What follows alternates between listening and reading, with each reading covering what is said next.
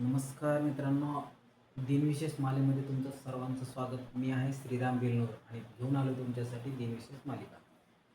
तर बघा मित्रांनो, आज आहे 3 ऑगस्ट 2026 आणि 3 ऑगस्ट या रोजी ज्या काही इतिहासामध्ये ज्या महत्त्वपूर्ण घटना घडल्यात त्याच्याबद्दल आपण चर्चा करणार आहोत. ओके, तर बघा मित्रांनो, सगळ्यात पहिली गोष्ट तर जपानमधील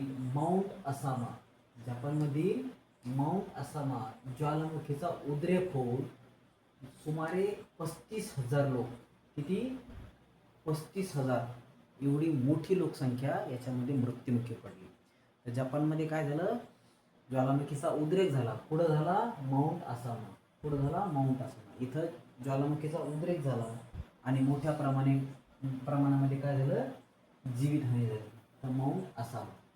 ओके, तर बघा त्याच्यानंतर आजच्या दिवशी मित्र काय झालं, भारतीय ऊर्जा आयोगाची स्थापना झाली. तो ॲटॉमिक एनर्जी जी आहे त्याची स्थापना कधी झाली? ही 1948ला. ओके, भारत स्वतंत्र झाल्याच्या नंतर एका वर्ष.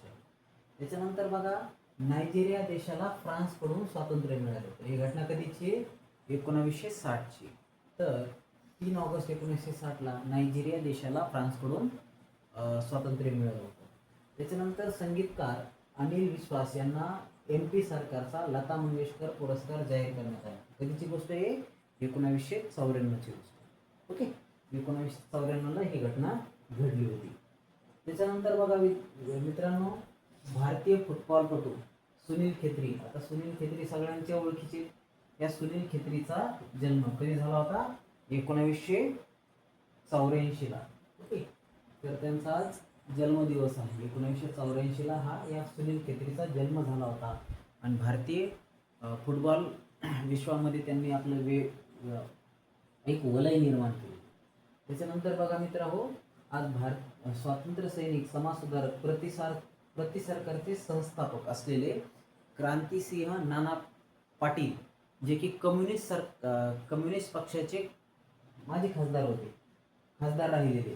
तर ह्या क्रांतिसिंह नाना पाटलांचा आज जन्म झाला होता. कधी झाला होता हा जन्म?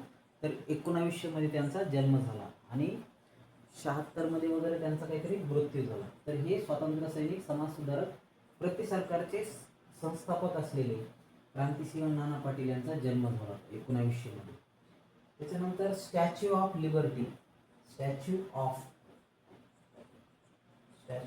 लिबर्टी ही अमेरिकेची जी काय म्हणतात त्याला, अमेरिकेची जी स्टॅच्यू आहे स्टॅच्यू ऑफ लिबर्टी. तर ह्या स्टॅच्यू ऑफ लिबर्टीला लोकांसाठी खुल्लं करण्यात आलं होतं. ओके, तर बघा 11 सप्टेंबरचा हल्ला झाला. त्याच्यानंतर स्टॅच्यू ऑफ लिबर्टी बंद करण्यात आलं होतं. ओके, आणि त्याच्यानंतर त्याच्या नेक्स्ट इयरला म्हणजे 2004ला हे स्टॅच्यू ऑफ लिबर्टी काय केलं, 11 सप्टेंबरच्या हल्ल्यानंतर आजच्या दिवशी म्हणजे 3 ऑगस्टला ते चालू करण्यात आले. त्याच्यानंतर स्काय टॉवर. तर न्यूझीलंडमधली स्काय टॉवर जी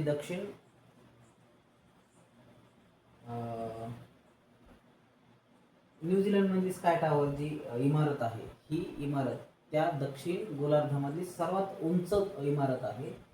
तर या इमारतीचं उद्घाटन आजच्या दिवशी 1997ला झालं होतं. त्याच्यानंतर ॲडॉल्फ हिटलर हा नाझीचा हुकुमशहा म्हणजे जर्मनीचा हुकुमशहा हा सैन्यात भरती झाला होता. बघा लक्षात घ्या, 1914ची गोष्ट आहे. हा सैन्यात भरती झाला होता आणि नंतर तिथून मग त्यानं हळूहळू सत्ता हस्तगत केली आणि तो जर्मनीचा हुकुमशहा झाला. आणि पुढं तुम्हाला माहिती आहे, दुसऱ्या महायुद्धामध्ये त्याचा खूप महत्त्वाचा रोल आहे. त्याच्यानंतर मित्र TRS-80 हे जे कम्प्युटरची कंपनी आहे, त्यांनी पहिला जो पर्सनल कम्प्युटर आहे, वैयक्तिक कम्प्युटर आहे, तर टॅडी कॉर्पोरेशन कंपनीने जगातल्या पहिल्या PCची विक्री करण्याची घोषणा केली. तर ही घटना कधीची? 1977ची. खूप जुनं नाही आहे, लक्षात घ्या. कम्प्युटर क्रांती ही आत्ता घडलेली आहे 30-40 वर्षापूर्वी. तर हे आहे आजचे दिनविशेष. तुम्हाला हे कसे वाटले हे कमेंटमध्ये तुम्ही सांगायचे. आजचा दिवस तुम्हाला शुभ जाऊ.